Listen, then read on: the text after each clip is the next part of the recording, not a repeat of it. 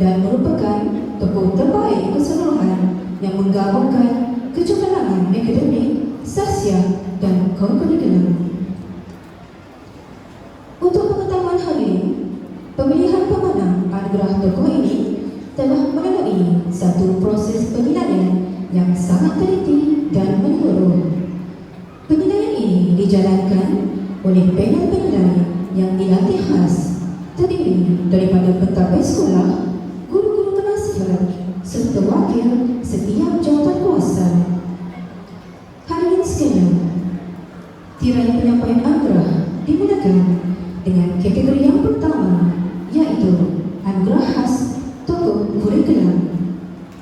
Majlis dengan sukacitanya mempersilakan ketiga-tiga calon anugerah khas tokoh kurikulum untuk berarak masuk dan naik ke pentas. Dipersilakan.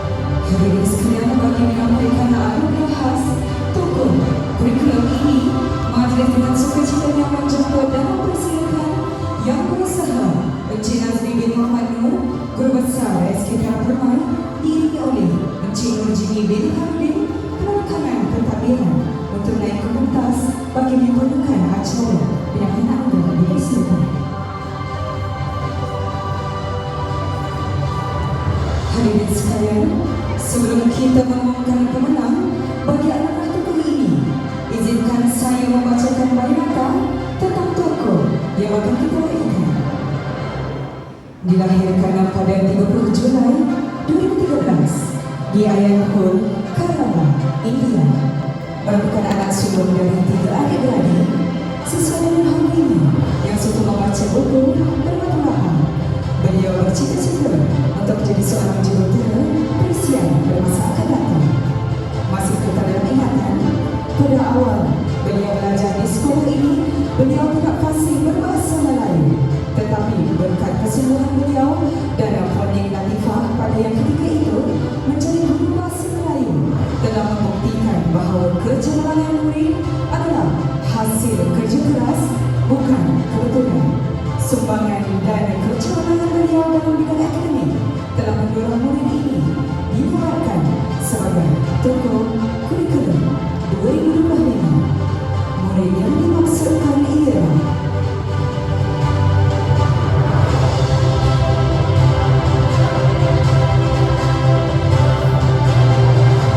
Alif Fatimah Zaria, dipersilakan untuk menunjukkan anugerah. Majlis Cikgu Besar menunjukkan Ibu Bapa Alif Fatimah Zaria untuk bersama-sama naik ke pentas bagi sisi gambar suara dengan kenangan.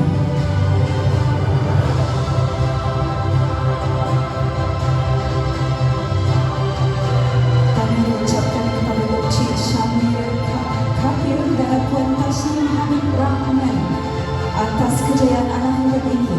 Seisi warga sekolah pastinya akan merasai kehilangan beliau pada tahun harapan. Terima kasih atas segala jasa dan bakti beliau terhadap sekolah SK Tiara Perak.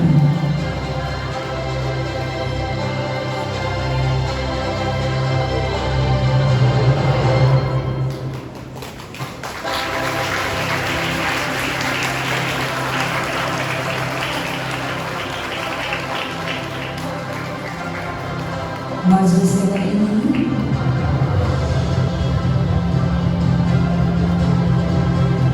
Majlis dengan ini mengucapkan ribuan terima kasih kepada kedua ibu bapa adik Fatimah Zaria atas kesudian bergambar di atas notas sebentar tadi. Seterusnya, majlis menjemput calon anugerah khas tokoh kurikulum iaitu sebelum itu diminta Encik Nazri bin Muhammad Nur untuk kembali kekal berada di atas pentas.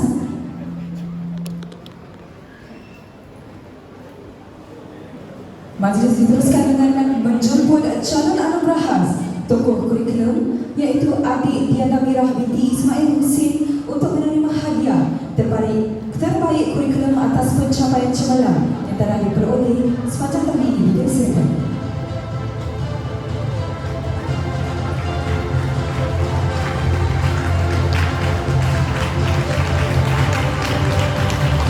Seterusnya, majlis juga menjemput calon yang kedua iaitu adik Alia Mariana binti Muhammad Faizal untuk menerima hadiah terbaik kurikulum atas pencapaian cemerlang yang telah ditunjukkan sepanjang tahun ini di desa.